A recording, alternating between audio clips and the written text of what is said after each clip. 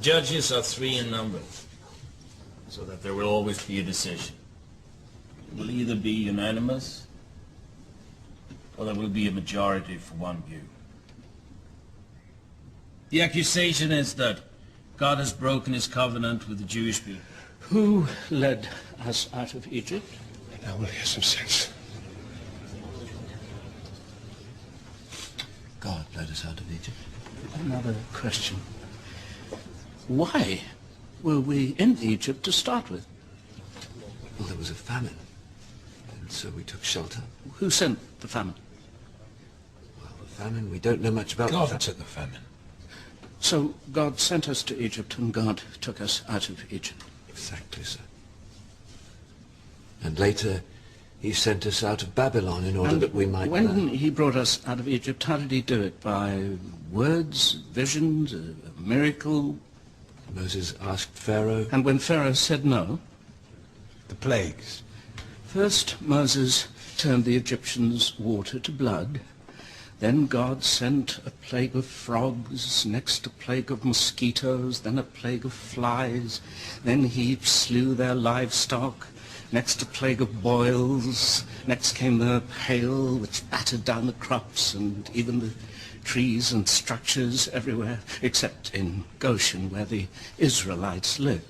But still Pharaoh did not agree. And so a plague of locusts, and then the days of darkness, and finally, what? God slew the firstborn of Egypt and led us out of Egypt. He struck down the firstborn. From the firstborn and heir of Pharaoh to the firstborn of the slave at the mill, he slew them all. Did he slay Pharaoh? No, I don't think so, because later... Well, it was Pharaoh who said no, but God let him live and slew his children instead. All the children. And then the people of Israel made their escape, taking with them the gold and silver and jewelry and garments of the Egyptians. And then God drowned the soldiers who pursued them. He did not close the waters up so that the soldiers could not follow. He waited till they were following, and then he closed the waters. And then what?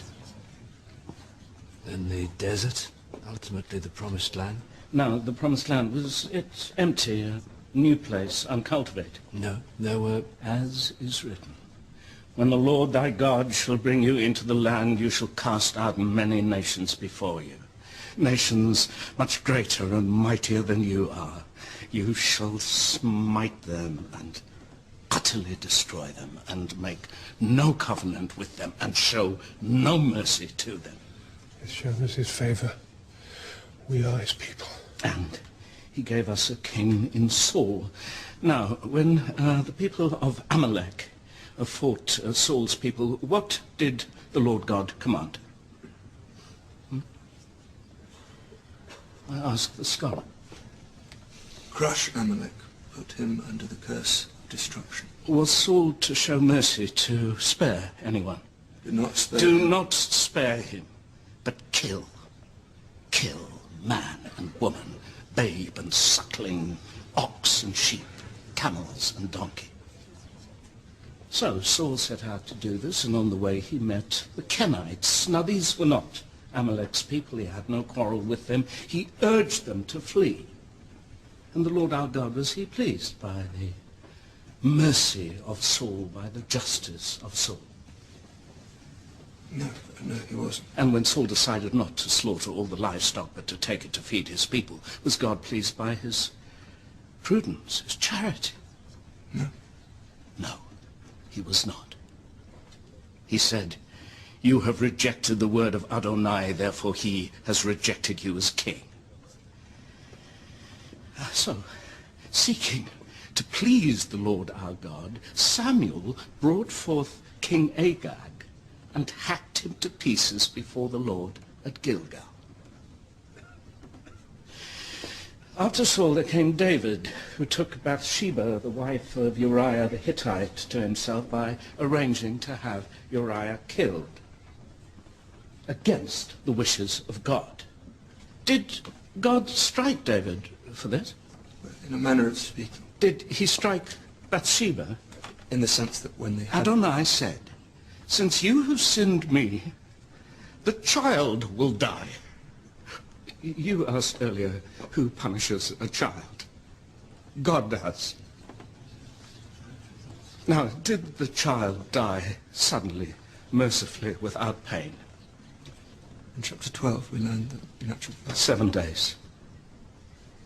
7 days that child spent dying in pain, while David wrapped himself in sack and ashes and fasted and sought to show his sorrow to God. Did God listen? The child died. Did that child find that God was just? Did the Amalekites think that Adonai was just? Did the mothers of Egypt, the mothers, did they think that Adonai was just?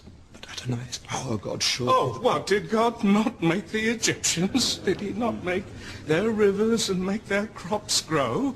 If not him, then who? What, some other God? And what did he make them for? To punish them? To starve, to frighten, to slaughter them? The people of Amalek, the people of Egypt, what was it like for them when Adonai turned against them? It was like this.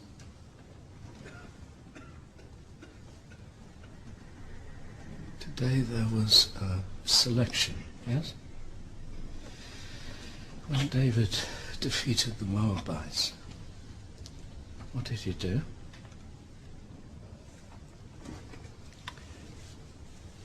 He made them lie on the ground in lines, and he chose one to live and two to die. We are become the Moabites.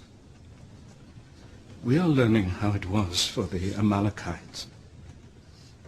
They faced extinction at the hand of Adonai. They died for his purpose. They fell as we are falling. They were afraid as we are afraid.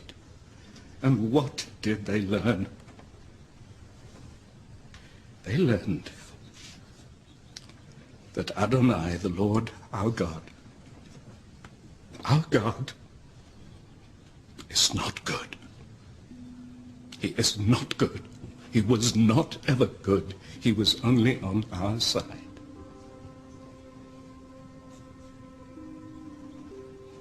God is not good. Oh, at the beginning, when he repented that he had made human beings and flooded the earth. Why?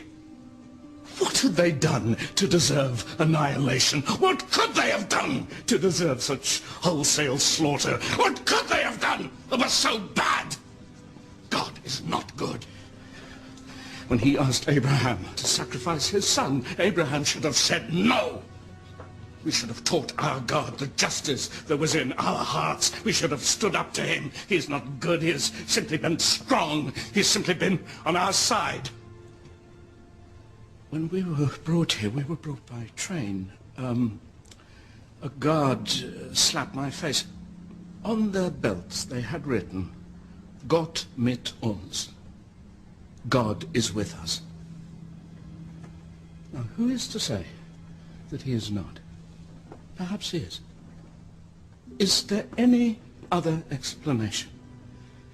What do we see here? His power, his majesty, his might, all these things, but turned against us. He is still God, but not our God. He has become our enemy. That's what's happened to the covenant. He has made a new covenant with someone else.